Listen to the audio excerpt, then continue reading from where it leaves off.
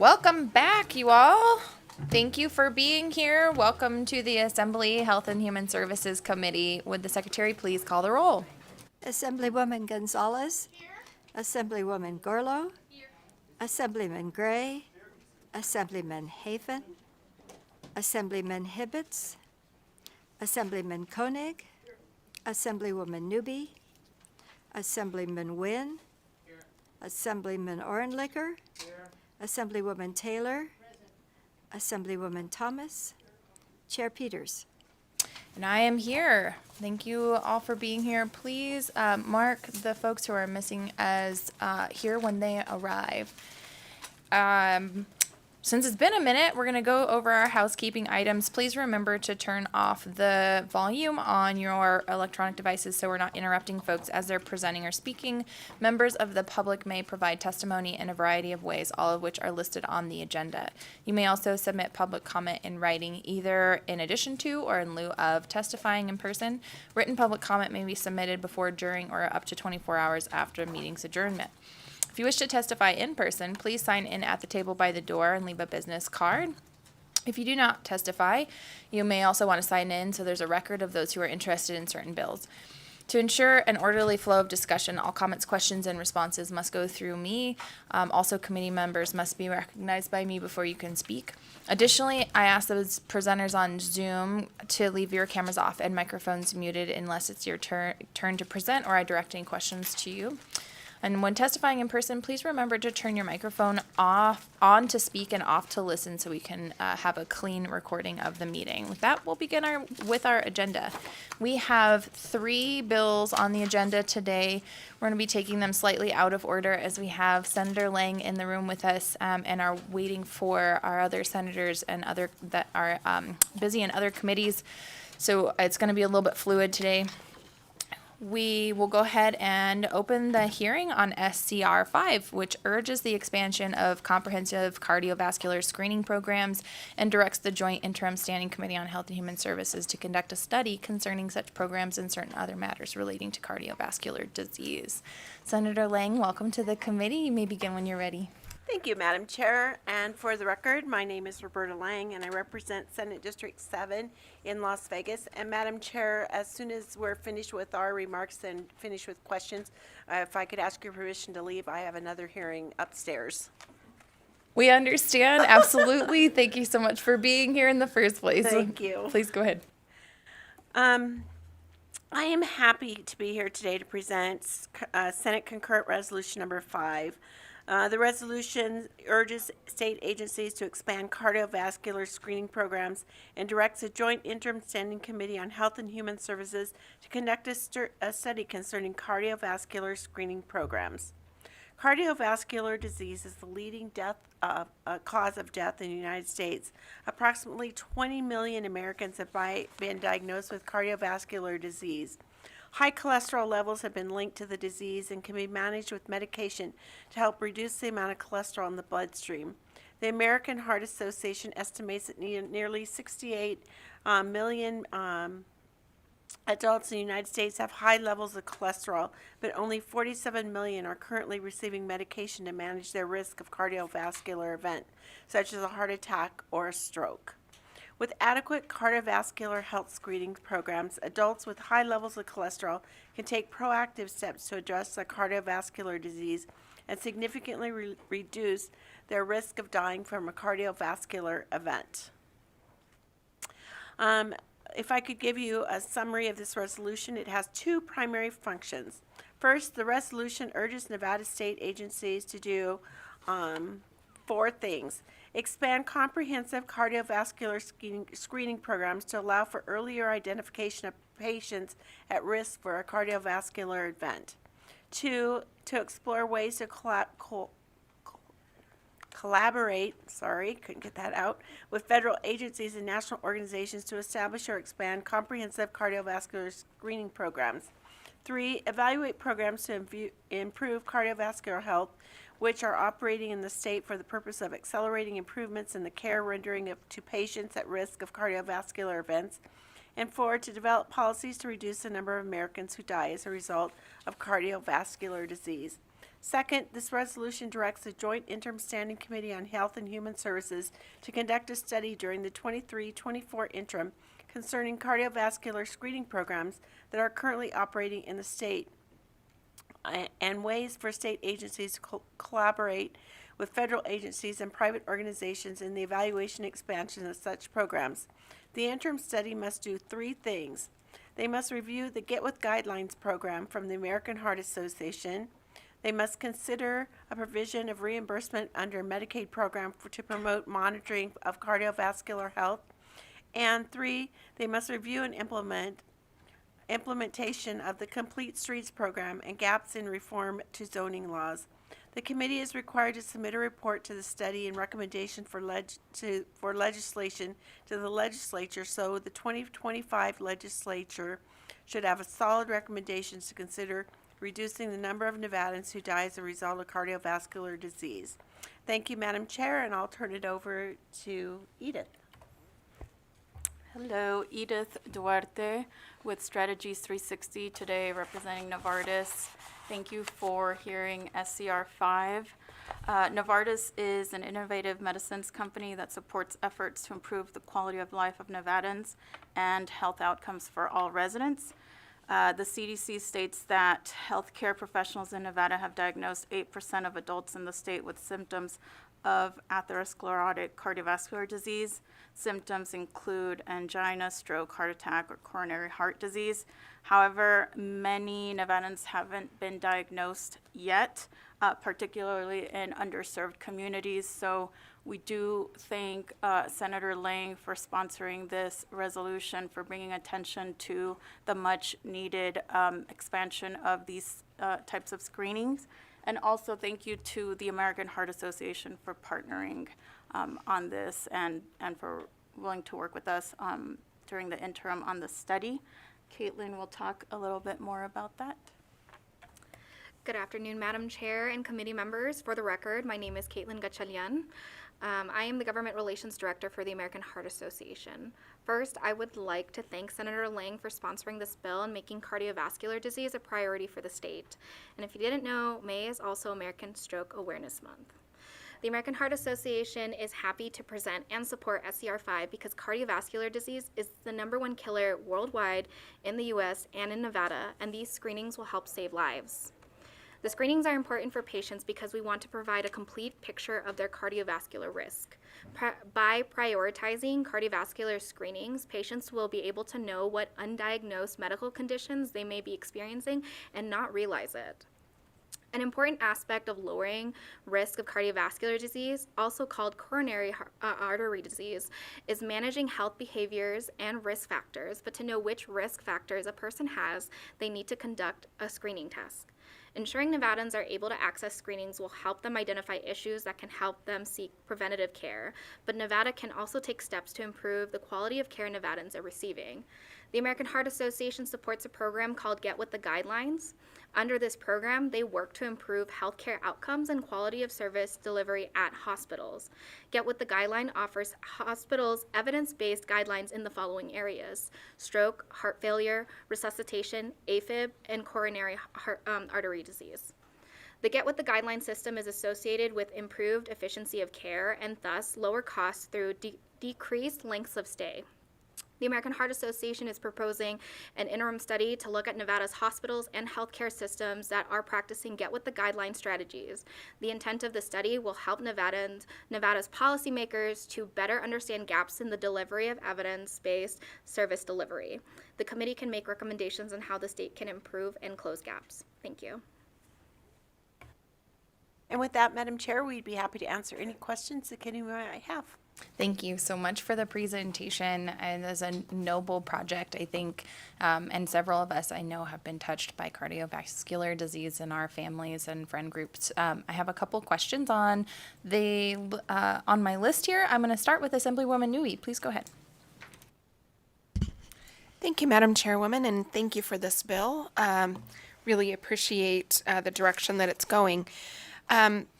On page 3, though, and Senator Lang, you mentioned it a little bit in your presentation. I think it's lines 11 and 12. You also include in this study the implementation of the Complete Streets programs. And that's quite a large undertaking, right, of all the jurisdictions, all of the streets and planning generally in the state of Nevada. And I'm just kind of curious how that made it in there, and if you think that that is not going to overburden the folks who are doing the study with just the volume of things that they need to look at with that.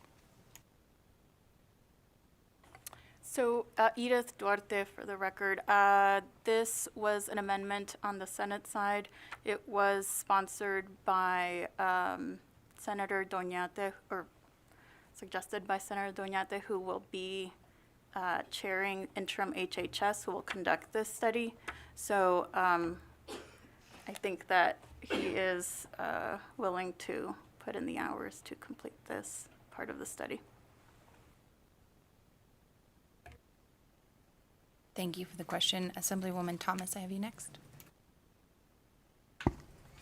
Thank you, Madam Chair, and good afternoon. And thank you, Senator, and with your support over there on your right, I appreciate you coming in and, giving this presentation. It is kind of near and dear to me. So within my district, I believe that this will prove to be a good study. My question, a couple of questions actually.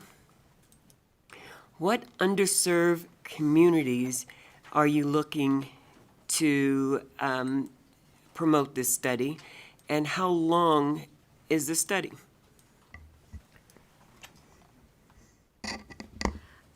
Caitlin Gachanyan for the record. I think with the study, we kept it open so that we can discover what is the problem with this, because it's such a broad issue. The last time there was an interim study was back in 1998, specifically with women and heart disease. So there's a huge gap in research in identifying specific causes with specific communities. So that's why it was left broad in that aspect. So I think when it comes to being able to do the study, we can further identify then which communities are affected, and we can further dive into, those particular issues within those communities. Okay, so as my colleague had indicated, it seems like this is a really huge undertaking.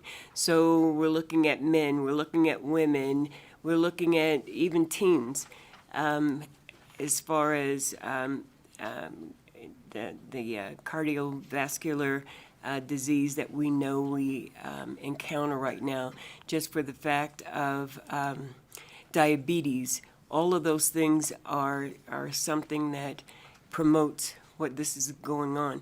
And we know that underserved communities actually are more prevalent to this. So that's why I'm asking, you have to have a target.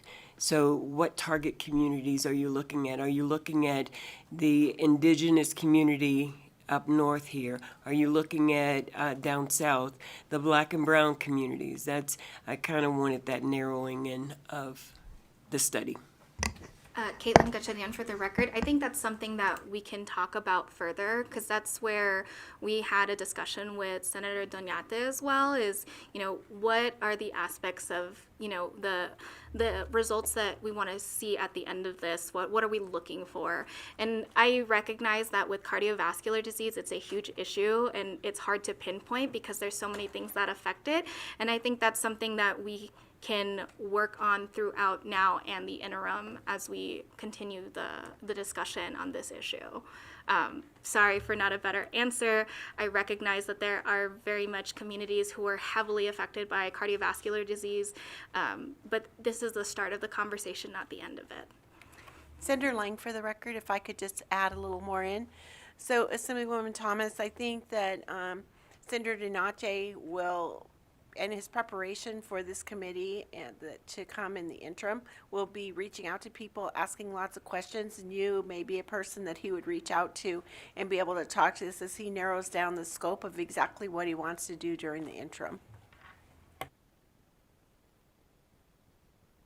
Thank you. I have Assemblywoman Gonzalez next.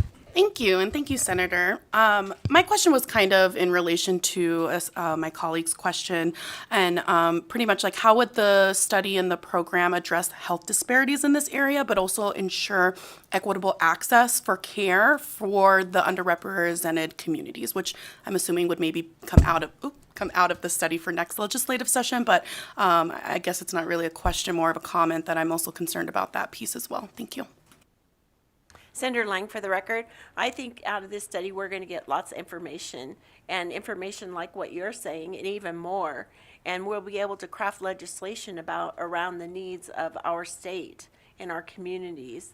And I look forward to that, and I think it is a large undertaking for that committee, but I think it's something that the committee will be able to excel at, and they'll be able to create their own parameters as they study this.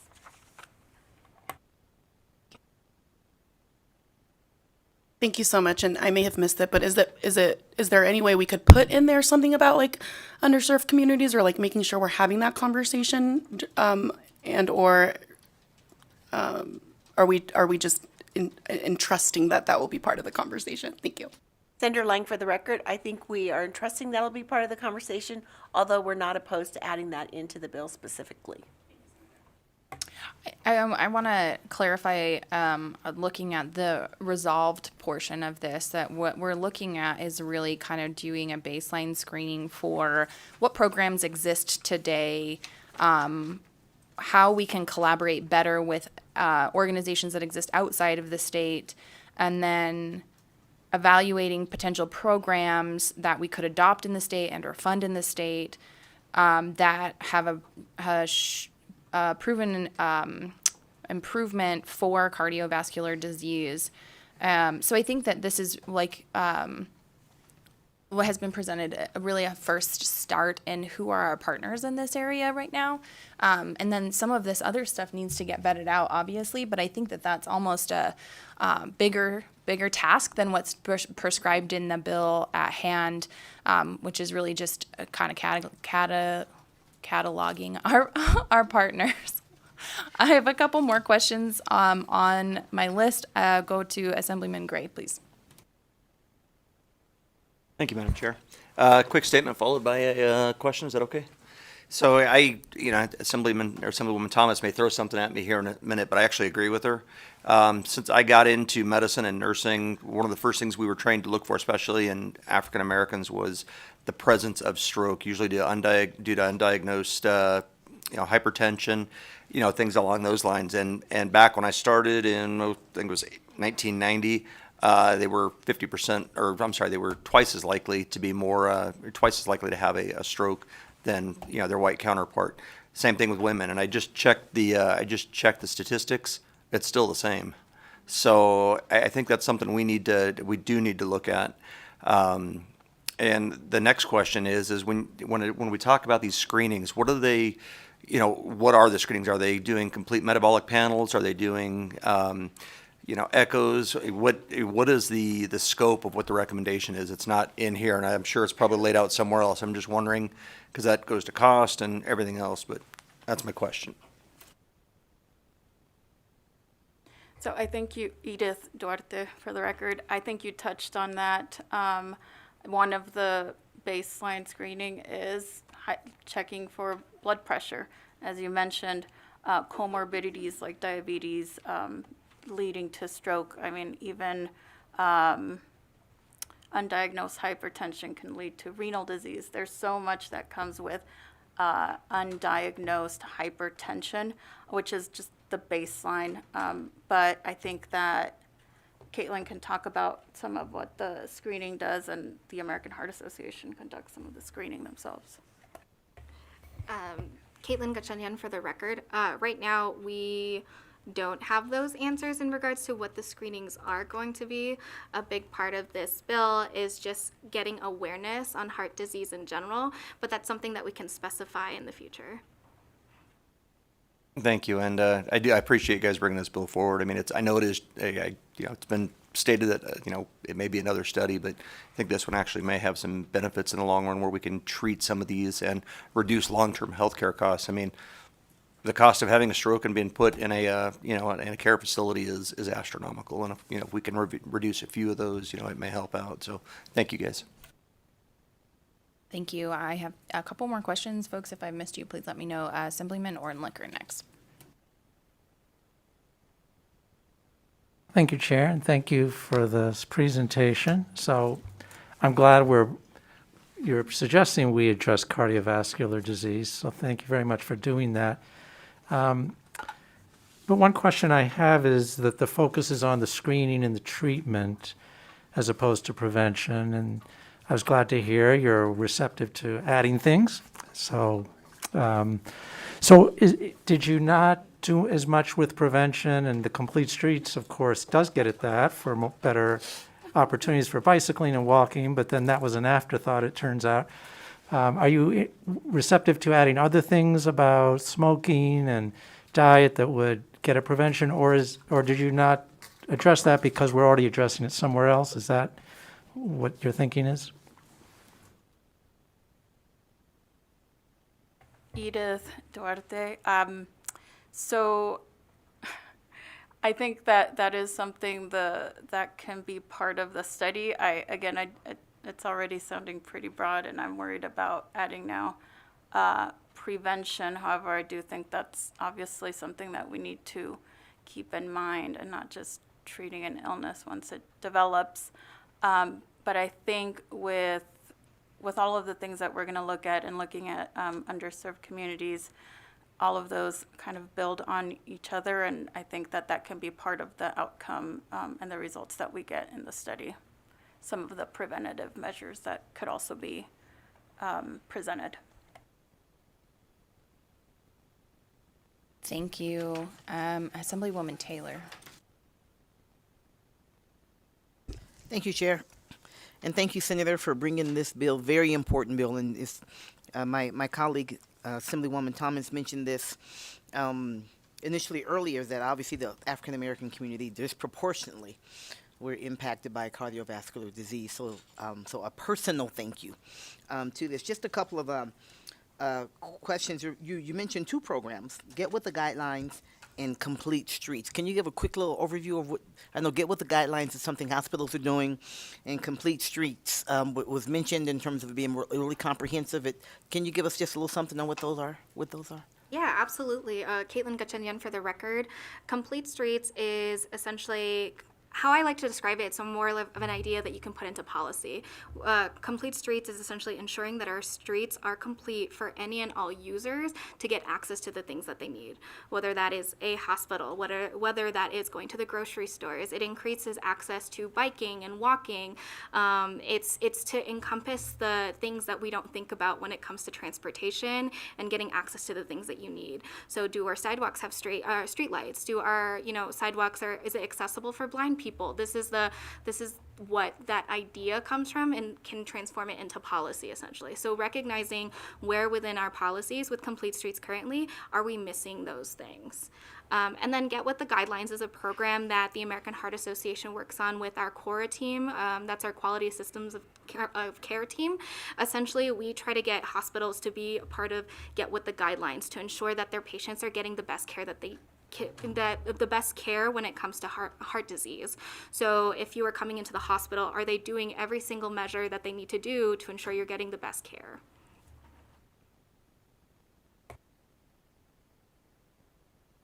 Yeah. All right. Thank you. I appreciate that. Just have a little background. Thank you, Chair. Thank you. And again, I know several folks on here have not been through an interim committee, but we've also modified the way interim committees work as of the last session. So this last session was really the first one where we didn't have a large number of studies that went through those. But these interim committees do meet for a short period of time, generally from January to August. and about once a month. However, these studies have to get done in that period of time, and as far as I can tell, we've seen 3 or 4 that are going to HHS alone. So the idea of bringing together a coalition of folks to work together in collaboration to reach some kind of consensus for potential legislation in the next legislative session makes sense. Going beyond that would be harder in a structured interim as we go forward, especially for something where our partners are maybe not actively working together in a way that gets us to that line. So just as a kind of preview into the next legislative session and this interim coming up. I think that's everyone I had on my list for questions today. Please let me know if I missed you. All right, we will move into testimony. Thank you so much.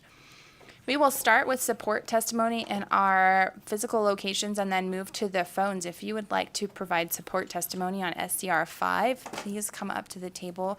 Remember to state your name for the record. You may begin when you're ready.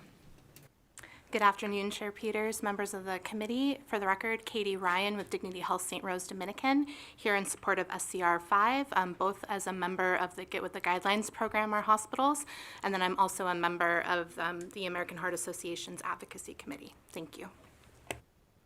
Hello, Vanessa Dunn, VANESSA DUNN, here on Nevada Public Health Association, and we are in support. Thank you.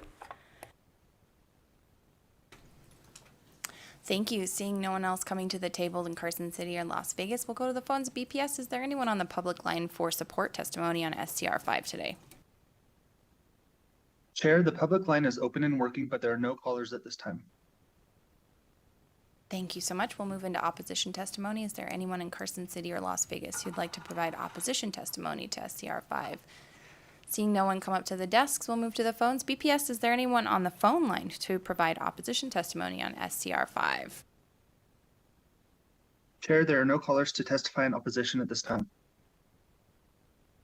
Thank you. We'll move into neutral testimony. Is there anyone in the physical locations, Carson City or Las Vegas, who would like to provide neutral testimony today on SCR 5? Seeing none. BPS, is there anyone on the public line for neutral testimony on SCR 5? Chair, there are no callers to testify in neutral at this time.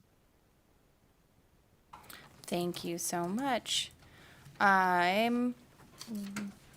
we lost our bill sponsor, I'm going to go ahead and close the hearing on SCR 5. And because the speaker has waived the rules for the rest of session so we can make sure we're moving through bills, I am going to open the work session on SCR 5 today. I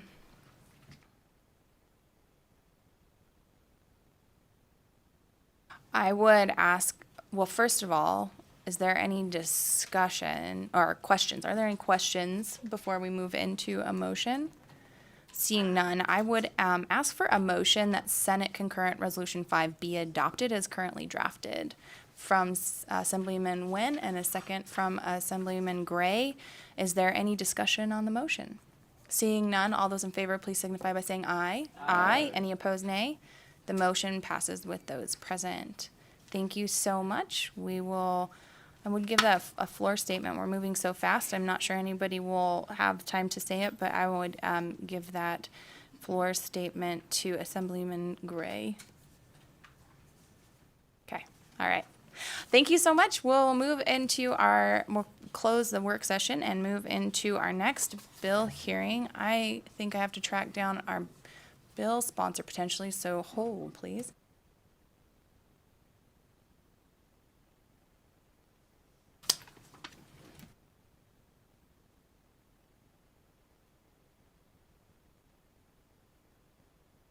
We are playing a little bit of everybody does their share. And graciously, our Assemblywoman Gorlow has offered to assist in presenting SB 232. So we will open the hearing on Senate Bill 232, which requires the state plan of Medicaid to include coverage for postpartum care services. Assemblywoman Gorlow, welcome and thank you for being flexible and presenting today. Please remember to state your name for the record. You may begin. Thank you very much, Chair Peters and members of the Health and Human Service Committee. I am Michelle Gorlow, representing Assembly District 35, and I am pitch hitting in for Senator Cannizzaro. 232, or Senate Bill 232, requires the state plan for Medicaid to include coverage for postpartum care services. About 1 in 3 pregnancy-related deaths occur between 1 week and 1 year after childbirth, making postpartum a vital intervention point for healthcare providers. And according to the American College of Obstetrics and Gynecologists, the problem is that postpartum care is being done as a follow-up visit rather than an ongoing continuum of care. And this disruption in healthcare coverage, particularly amongst those covered under Medicaid, is a common cause of death during this time frame, contributing to stark ethnic and racial disparities in maternal health outcomes. The state maternal mortality rate for 2018 to 2020 is 19.2 per 100,000 live births, and it's higher than the Healthy People 2030 objective of 15.7. African American women have 4 times higher chance of death while pregnant or within 1 year after giving birth. And I just want to kind of say that again. 4 times. That to me is a staggering statistic. And within 6 months of giving birth, research shows that over 20% of women covered under pregnancy-related Medicaid become uninsured, a crucial intervention point due to income and having to find insurance coverage. This period, sometimes referred to as a 4th trimester, allows healthcare providers to address delivery complications, identify postpartum depression, and serve as a transition time for obstetric care to primary care. And I want to talk real quick about some of what those postpartum complications could be. They include excessive bleeding, infection, pulmonary embolisms, as I mentioned, depression, anxiety, and more with women who have pre-existing chronic conditions such as diabetes or gestational diabetes that may continue after pregnancy. Nevada Medicaid covers about 55% of births in 2021, making it the largest payer of perinatal care. And current law allows Medicaid to continue postpartum coverage for up to 60 days after childbirth, leaving potentially 305 more days of high risk and vulnerability for the person who gave birth. And kind of taking a little bit out of, when I had children, they were both C-sections. 60 days is 8 weeks. And let me tell you, I was still very, very sore after 8 weeks. And when you're doing a severe or abdominal surgery, there even is an increase in infections and other complications. And according to the National Conference of State Legislators, at least 25 states have made strides to extend postpartum Medicaid coverage, and we're hoping to join that list of states. On the federal level, the American Rescue Plan Act of 2021 allowed states to extend Medicaid coverage from 60 days to up to 1 year. However, this will expire after 5 years, and we'd like to continue that coverage. So extending Medicaid coverage for the postpartum period will provide Nevadans with access to health care that may decrease pregnancy-related fatalities and morbidity. Additionally, it'll promote consistent care for chronic conditions like depression, diabetes, heart issues that we just heard about, high blood pressure, and substance use. And with that, I will be open with questions. Thank you for the presentation. Are there any questions from the committee? Assemblywoman Thomas, please go ahead. Thank you, Madam Chair. And thank you, Assemblywoman Gorlo, for the presentation. I think this is a, much needed bill. My only question that, you had made mention about the African American community. Does the study actually go with our indigenous? Because for some reason, I think sometimes we forget the numbers there. And I would stand to believe that their numbers are about as high as African American numbers as far as getting health care for postpartum and or pregnancy. Question number 1. Thank you, Assemblywoman. To you through Chair Peters, thank you. For the record, Assemblywoman Michelle Gorlo, I don't have that data right offhand, but I can get that to you within probably 3 minutes. And my follow-up question, thank you, Madam Chair, would be depression. Depression isn't, just with African American or indigenous. That depression is a whole scope for women in postpartum, and I was wondering if you have the data on that one also, because when it comes to childbirth, I think that some things are necessary for us to look at separately, but I think mental health and depression, anxiety, those are collective. So I just was wondering if you have, I don't know what's wrong. It's okay. We're all doing a lot of talking. For the record, Assemblywoman Michelle Gorlow. You're right, depression does go across all race and ethnicities, and there's also varying degrees of it, where there's the baby blues and then there's the postpartum psychosis. And we want to make sure that we're treating all women, asking those important questions, and making sure that those that are suffering from the depression doesn't increase or happen even longer. Thank you for the questions. Are there other Assemblyman Gray, please go ahead. Thank you, Madam Chair. So looking at this, there is a pretty hefty fiscal note on it, and I know we're not a fiscal committee, we're not. policy committee, and I like the policy, but still always have to consider the money. And with the way this works, I'm just wondering, is there going to be a federal match? I mean, it's out of this, $9 million a year that we're looking at. Is that all state dollars or is it federal dollars? I mean, it's money well spent. I'm just wondering what the ramifications are. For the record, Assemblywoman Michelle Gorlow, a lot of those questions will be answered in the money committees, but there are ARPA funding for now that will last, I believe, according to my testimony, was up to 5 years. Thank you for the question. It's been really interesting. I think that as long as Assemblywoman Gorlow and I have been here, we've heard this bill, and she has been the champion for it in several of those scenarios. This is the first session where it has made its way out of the Finance Committee, so it is a very exciting session. And we all know and have had conversations about the cost savings that we see when people who have given birth are treated through that 12-month period, particularly with those kind of collaborative care models where you're seeing a physician as well as ensuring your mental and behavioral health needs are being met during that period of time. Also preventing, we know that that kind of care prevents potential suicide attempts and risk factors. Anyways, are there any other questions from committee members? Assemblyman Haven. Thank you, Madam Chair, and I know this is not the fiscal committee, and we'll dive in deeper, but I just want to clarify, the amendment that we're looking at is 766, is that correct?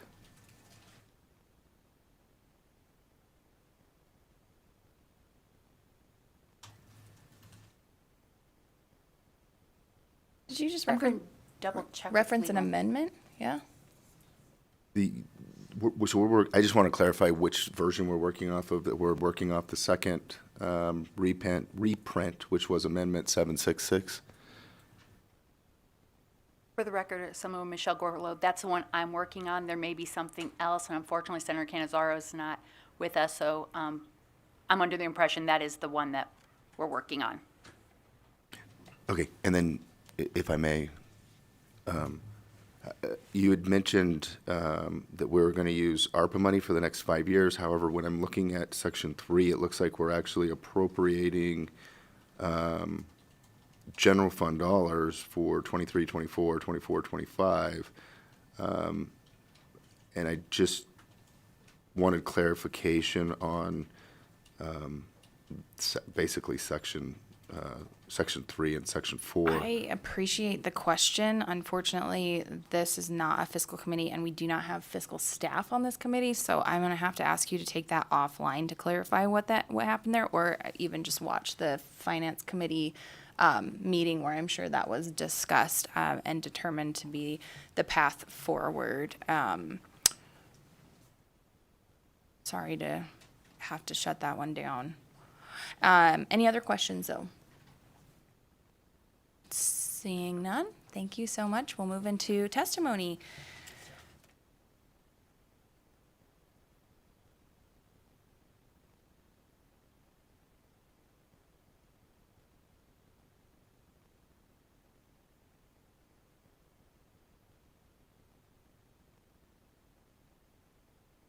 Everyone knows the drill. Thank you so much. We're going to start with support testimony in our physical locations and then move to the phones. Please remember to state your name for the record. You may begin. Me again. Good afternoon, Chair and committee members. For the record, my name is Caitlin Gachalyan, and I'm the Government Relations Director for the American Heart Association. On behalf of the American Heart Association, we support SB 232, which extends postpartum Medicaid coverage from 60 days to 12 months. Health insurance status is one important dimension of access to care, and studies have documented disparities in health insurance coverage among low-income, young, and minority populations, as well as adverse maternal and infant outcomes among uninsured and Medicaid-covered women. Women diagnosed with hypertensive disorders or pregnancy are at risk for future cardiovascular disease and events. More than 1 in 3 maternal deaths occur following birth, with specific cause mortality from heart disease and stroke being highest in the 6 weeks to a year after giving birth. We all want babies to have the best possible start in life. Extending Medicaid coverage from 60 days to 12 months following birth is important to addressing health issues that are discovered during pregnancy or resulting from pregnancy, and will allow, 1, lower income women to obtain comprehensive care coverage so they can get all of the health care services they need to be healthy during and following pregnancy, better birth outcomes due to fewer costly medical complications during pregnancy, and lower risk of health problems for baby during infancy, and long-term benefits throughout growth and development. Caring for women and birthing parents in their productive years while ensuring maternal health is equitable across populations begins long before pregnancy and lasts well beyond childbirth. Saving moms' lives requires a policy roadmap to better health. The American Heart Association supports SB 232. Thank you for your consideration. Hello, excuse me. Hello, Madam Chair Peters and members of the Assembly Health and Human Service Committee. My name is Carissa Pierce, Carissa and I am the Health Policy Manager with Children's Advocacy Alliance of Nevada. Thank you for the opportunity to give testimony today, and thank you to Senator Canizaro for sponsoring this bill and Assemblywoman Gorlo for presenting. I am here in support of Senate Bill 232. Over 60% of Nevadans' total maternal deaths after pregnancy are preventable. Maternal death impacts the entire family as partners become widowed parents and children are at risk for detrimental health outcomes and poor development. The postnatal period is meant to be a time of healing and bonding, not mourning and suffering. By implementing this bill, we will save thousands of lives and ensure adequate health coverage during a highly vulnerable period. SB 232 is cost-effective and will save money over time by supporting the opportunity for early intervention services, contraceptives, and life-saving mental and physical health. Please support SB 232. Thank you. Good afternoon, Chair Peters, members of the committee. Katie Ryan with Dignity Health St. Rose Dominican here today in support of SB 232. Right before this hearing, I got an email from Politico, and it was on this topic, and it had a map of the United States and all of the states that have taken action on this, and we are one of 5 states that has done nothing in this area. And I can forward that around to the committee so you can see it. On a personal note, as someone who dealt with both postpartum depression and high hypertension after my pregnancy, I gave birth to my son almost 6 years ago. I would maybe not be here right now if I didn't have coverage, insurance coverage. So I can't imagine what it's like to be a new mom without coverage, having to deal with that. So I really hope that you all take action on this today. Thank you so much. Thank you, Madam Chair, members of the committee. For the record, my name is Paige Barnes with the Fraudo Company, here today on behalf of the American College of Obstetricians and Gynecologists. We are here in support of SB 232. Studies show that there's a great health benefit to providing women with this postpartum coverage for a year after birth. We believe that all women should have access to this coverage, especially our Medicaid populations. Thank you for your time, and we urge your support. Hello, Vanessa Dunn again. I'm here on behalf of the Nevada Public Health Association, and NPHA is in support of SB 232. Thank you. Good afternoon, Sarah Adler, Silver State Government Relations, and Nevada Advanced Practice Nurses Association says ditto and appreciates the sponsors. Thank you. Good afternoon, Chair and members of the committee. Christine Saunders, Policy Director at the Progressive Leadership Alliance of Nevada. We also support this bill. Thank you.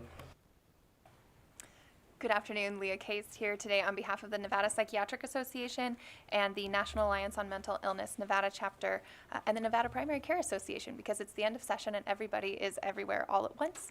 I believe the chair and I have bonded over our shared experience of postpartum, peripartum healthcare issues, and personally and professionally support this bill. Thank you. Barry Cole, best or last, whatever.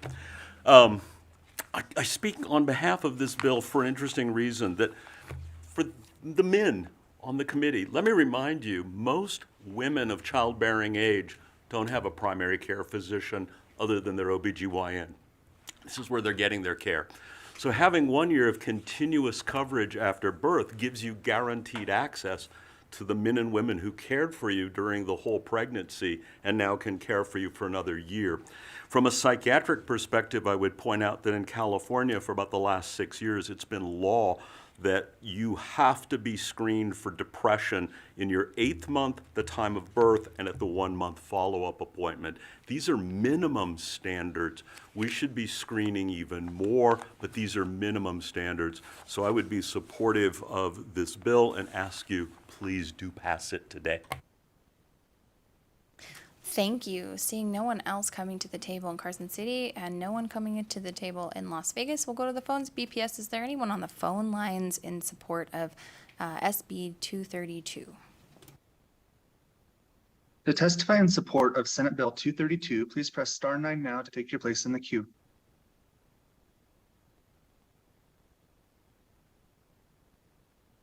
Good afternoon, Chair Peters and committee members. For the record, my name is Shelby Swartz from Battleborn Progress. We are in strong support of SB 232.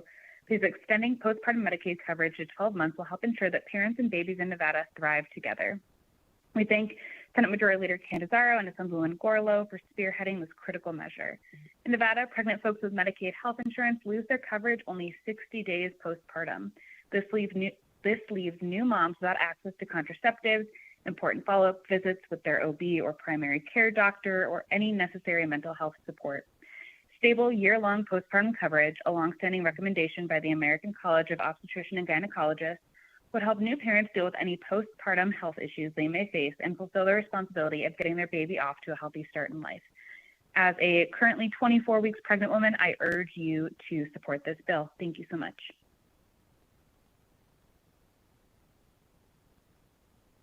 Thank you. Next caller, please. Chair, there are no other callers to testify in support at this time.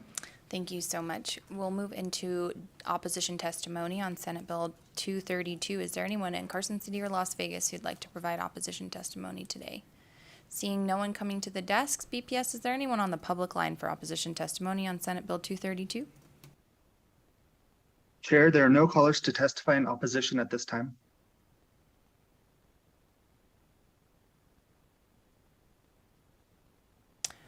We'll move into neutral testimony. Is there anyone who'd like to provide neutral testimony in Carson City or Las Vegas?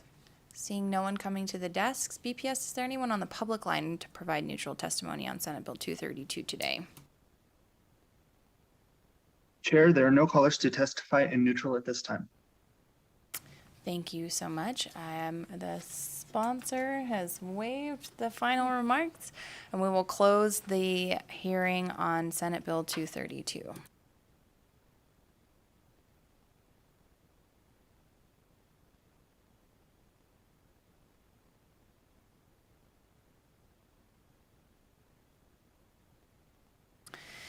As we have been given permission by the speaker to work session bills as we go, to make sure that we are able to move these bills through in our deadlines, I would ask today for a motion to do pass.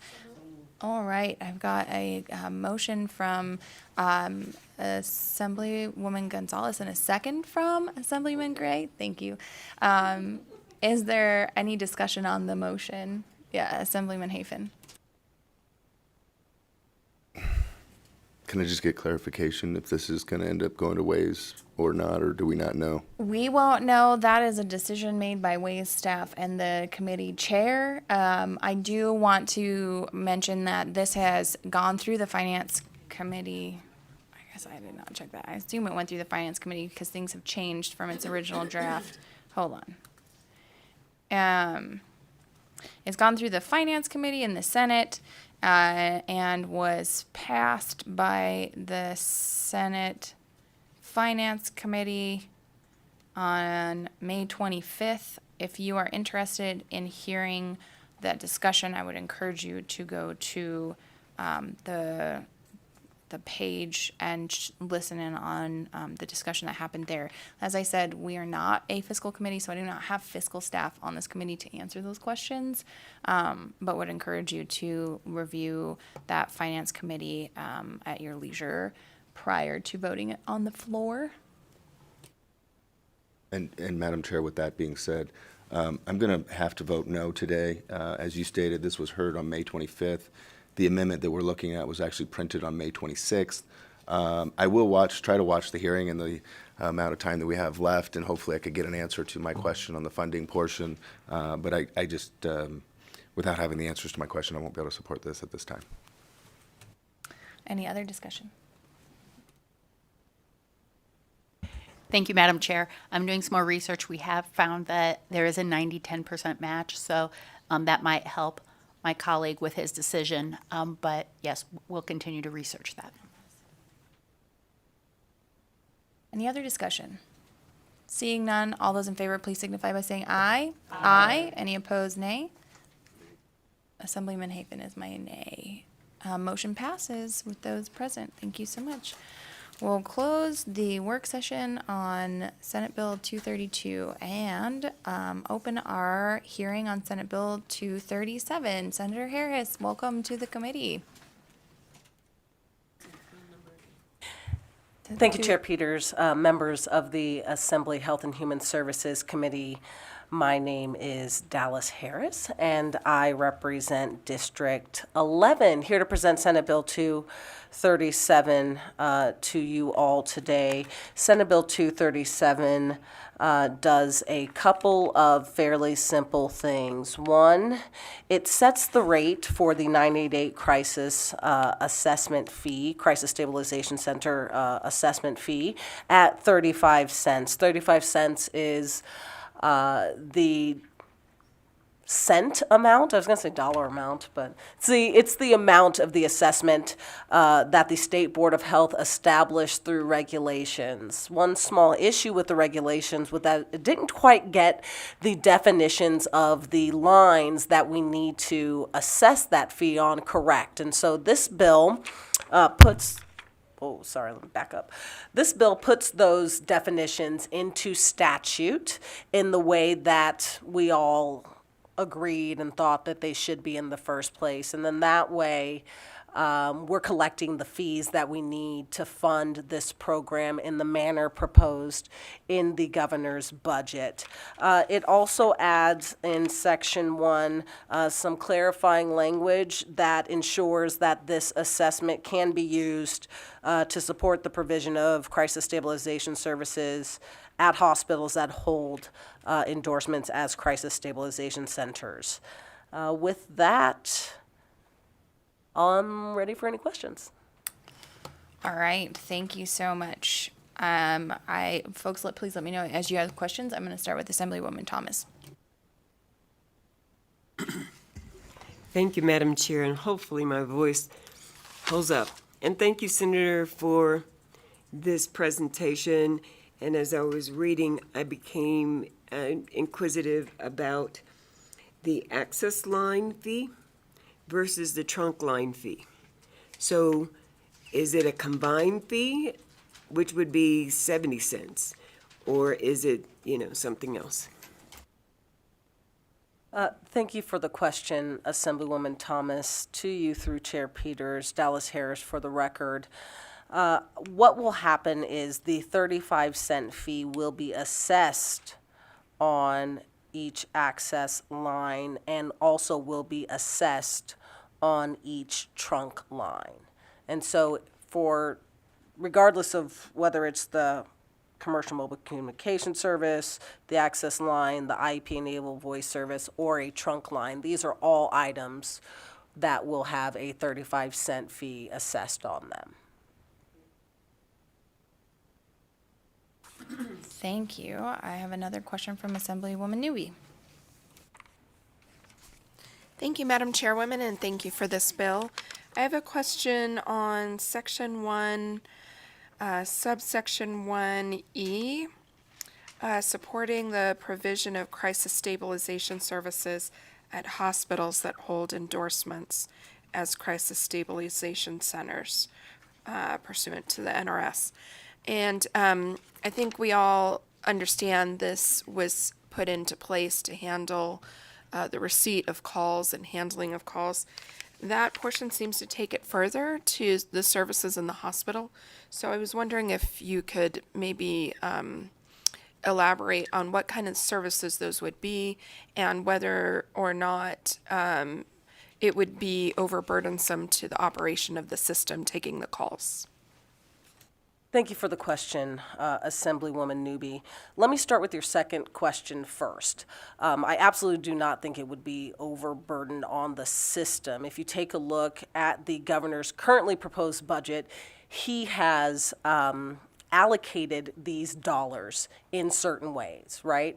And there's already, I think, about $1 million or so that are going to go to a crisis stabilization center. And that's on top of the other dollars that are for the call center and for the mobile crisis teams. And so it's not really, as it's currently structured, pulling dollars away from a place where we might otherwise think that it's needed. And that is how actually we have in our money committees passed this budget, right? This is the plan to use these particular dollars. As far as whether this goes too far, I don't particularly think that's the case. An earlier version of this bill had establishment and maintenance of crisis stabilization centers, which was a bit broader, and we have no intention, and we actually don't need to use these dollars to build physical infrastructure for these hospitals, but there are instances, again, as recognized in the governor's budget, where we may need to use some of these dollars to help deliver the services at the crisis stabilization centers themselves. As far as what services will be offered, that's probably a better question for the Department of Health. And I don't know exactly how they plan on stabilizing folks who need it, right, and what services that they're going to provide. I do know that they are not intended to be long-term services, right? These are not in-treatment facilities where you come and you stay for a long time. These are really more like you're having a crisis, we need to get you stabilized, and then put you out the door and provide other services in the community.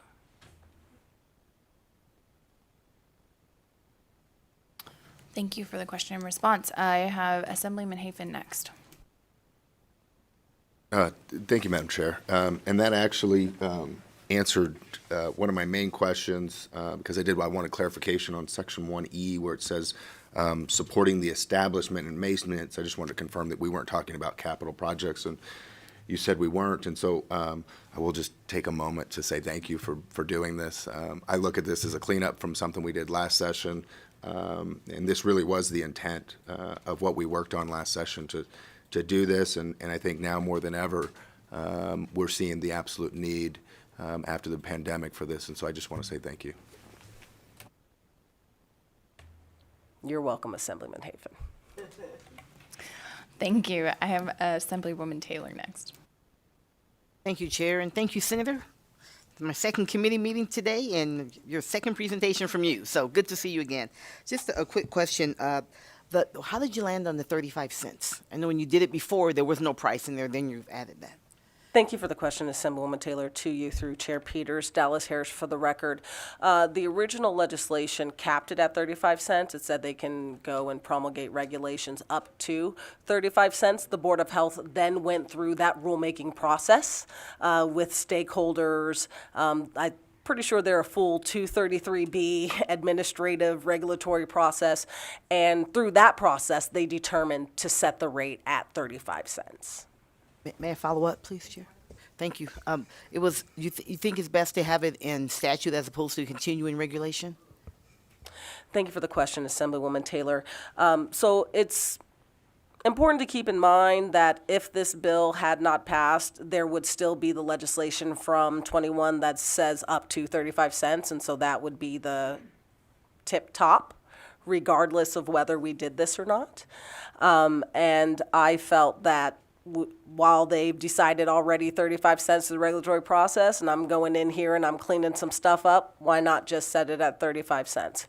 I personally believe that it will be shown very soon here that 35 cents ain't much. And so we will have the opportunity to come back to the legislature and either move that fee up or not at a point in the future, but we would be in that same boat whether I put it in statute at 35 cents or just left it at up to 35 cents and relied on the regulations. The second piece of that, though, is that this bill nullifies those regulations in order to get the definitions that we have in the bill to supersede the definitions in the regulation. And so if I did not set it at 35 cents, the Board of Health would have to go through another regulatory process to determine what the proper fee would be. This was a bit simpler than that. Yeah, it does. I hear that. Thank you. I'm with you, if I may, Madam Chair, that I want them to be able to have the flexibility if they need to go up 5-10 years from now or something like that. But I understand where you landed, where you did. So thank you very much. Thank you, Chair. Yeah, thank you. I by the way, I did try that. It did not fly. Yeah. Valiant effort. Any other questions from the committee? Yeah, Assemblyman Hibbets. Thank you, Chair. And this kind of dovetails off that. I noticed in the notes from the Senate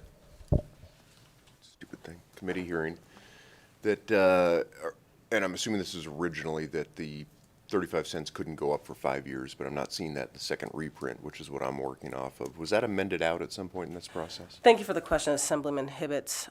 To you through Chair Peters, Dallas Harris for the record. So a previous version of the bill had a provision where the Board of Health could, no less than every 5 years, open up a rulemaking and adjust the fee for CPI, based on the average CPI over the last 5 years. I did have to amend that out of the bill. Thank you, and thank you, Chair. You talk so fast, I can't let you know to just go directly to members, so I apologize. Thank you for playing that game. Are there any other questions that I missed before we move into testimony? Seeing none, thank you so much for the presentation. We'll move into support testimony in our physical location, starting here in Carson City and moving to Las Vegas, and then the phones. Please remember to state your name for the record. You may begin when you're ready.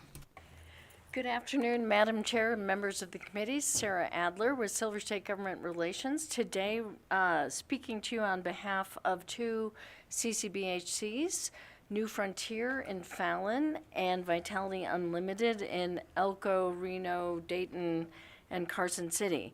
And so these CCBHCs are part of the tapestry of crisis response.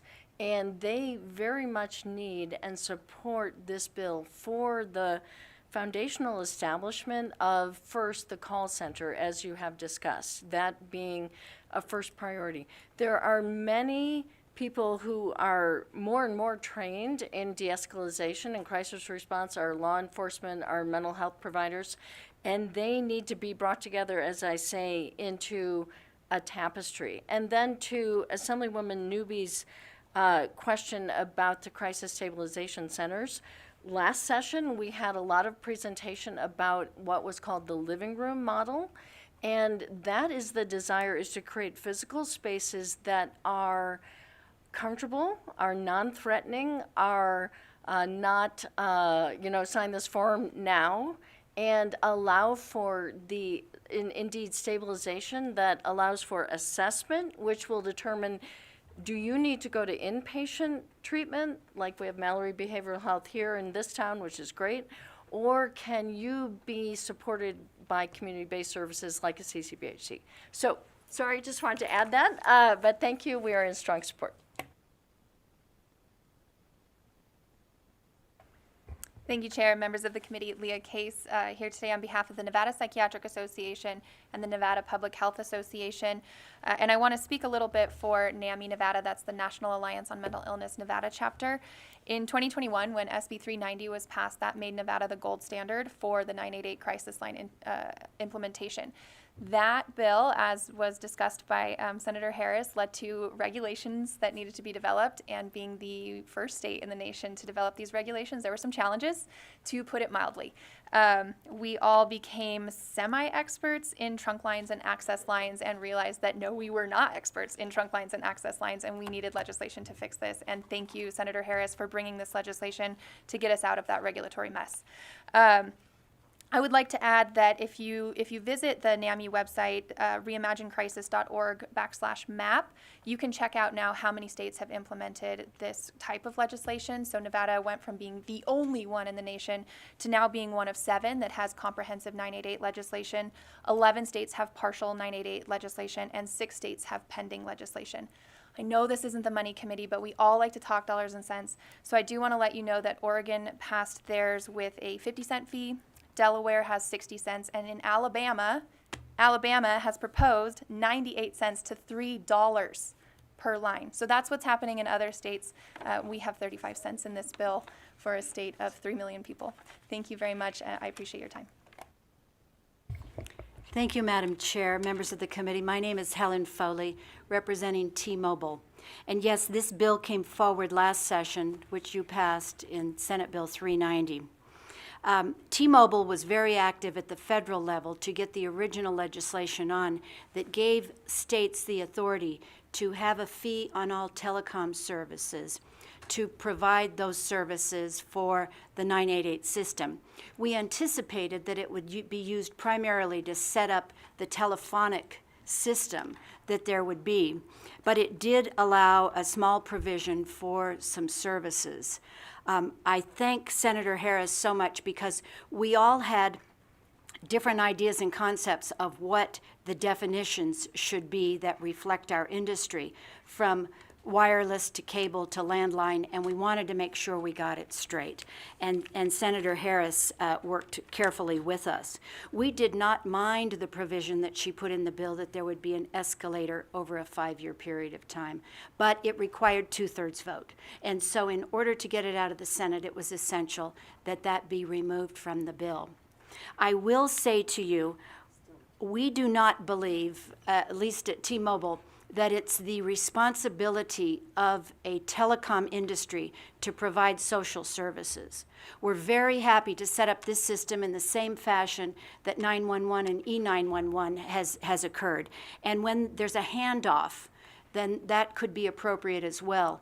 The bill over in the Senate side had the construction of facilities, and it would have been the burden of the wireless companies and the other telecom industry associates to build these facilities. That's general fund dollars that should be used for that purpose. So I go back again to say thank you very much, Senator Harris, for getting the bill the way it is. We think that this will work with the Board of Health, and we look forward to proceeding with this process.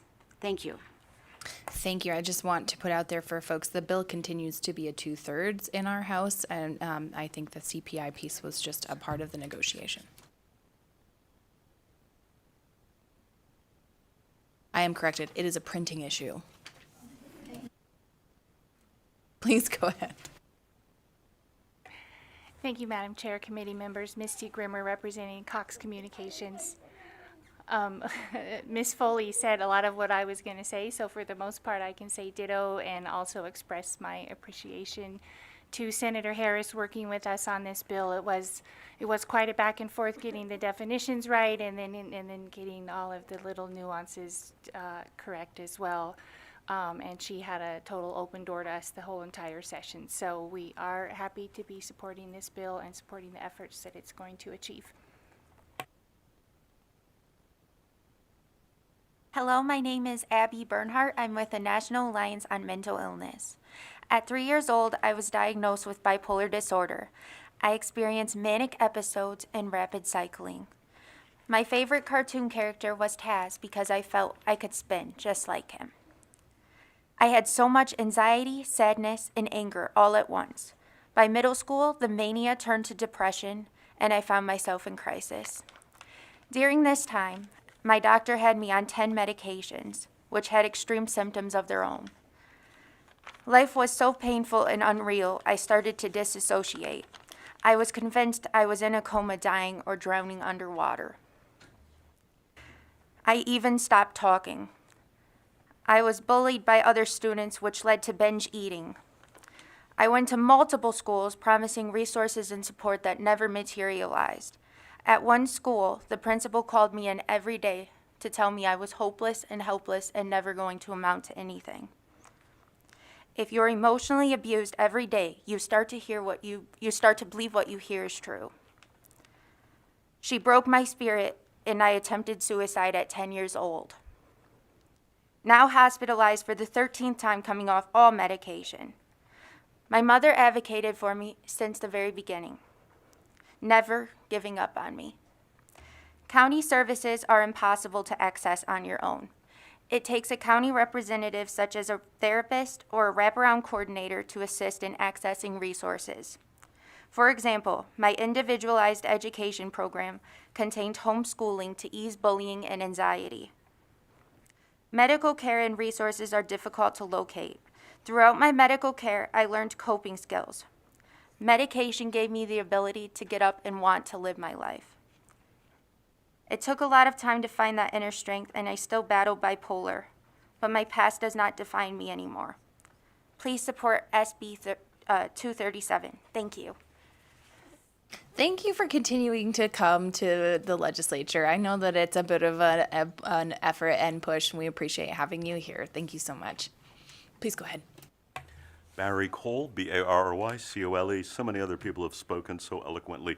I too support SB 237, and although officially I don't believe we have a statement from the Nevada Psychiatric Association, as a member of the Government Affairs Committee, I can assure you we've been talking about this legislation back to last fall when it was still a BDR. So this is very important, and I think keeping people out of emergency rooms, especially people with mental illness, being handcuffed to gurneys for days, weeks at a time, does them no good. This is a much better approach, that we have a more integrated crisis system that is both telephonic but then delivers a physical locality with a living room model, or however it eventually works out, that provides people with a respite for whatever is bothering them. So please support this bill. Thanks. Thank you, Dr. Cole. Anyone else in the physical locations? Seeing no one coming to the table in Carson or Las Vegas, BPS, is there anyone on the phone line who'd like to provide support testimony on Senate Bill 237? Chair, there are no callers to testify in support at this time. All right, we'll move into opposition testimony. Is there anyone who would like to provide opposition testimony on Senate Bill 237? Please come to the table. Seeing no one coming in Carson City or Las Vegas, we'll move to the phones. BPS, is there anyone on the phone line who'd like to provide opposition testimony to Senate Bill 237? Chair, there are no callers to testify in opposition at this time. All right, we'll move into neutral. Anyone who would like to provide neutral testimony in our physical locations? Welcome. Please remember to state your name. You may begin when you're ready. Thank you, Chair Peters. Randy Brown on behalf of AT&T. First, we'd like to begin by thanking the sponsor, Senator Harris, for working collaboratively with the parties on this measure. As is the case with any piece of compromise legislation, of course, not everyone gets everything that they want. We'd particularly like to thank Senator Harris for working with us, as she said, on the definitions of covered services. That was important for carriers to have the authority to act on this piece of legislation and to begin collecting the fee. And we'd also like to thank her for working with us on the implementation date. Making it effective 30 days after passage and approval will allow us to notify our customers of this impending surcharge. Thank you. Good afternoon, Chair and Committee. This is Shelley Capurro with representing Charter Communications. We want to applaud the state for its work on mental health, and we want to thank Senator Harris for working with us. This bill is definitely a work in compromise, but we're here. Thank you. Thank you. Seeing no one else coming to the tables in neutral, we'll go to the phones. BPS, is there anyone on the phone line who'd like to provide neutral testimony on Senate Bill 237? Chair, there are no callers to testify in neutral at this time. Thank you. I would ask the sponsor if they're waiving closing remarks. We'll go ahead and close the hearing on Senate Bill 237. And as stated previously, we have permission from the speaker to move these bills immediately. I would open the work session on Senate Bill 237. Are there any questions from committee before I take a motion? Seeing no questions, I would entertain a motion to do you have a question? Oh, okay. Assemblywoman Newby, please go ahead. I do have a question with respect to the printing issue that we discovered on this bill. Will that be fixed at some point? Mr. Robbins. Eric Robbins, LCB Legal, for the record. Yes, I will go down immediately after this this committee meeting and try and figure out what went on.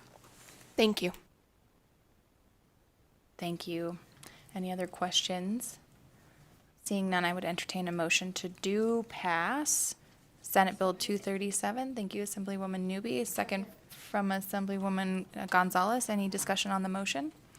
Seeing none, all those in favor, please signify by saying aye. Aye. Any opposed, nay. The motion passes with those present. Thank you all so much. We'll close the work session on Senate Bill 237. That takes us to the end of our agenda, which is public comment.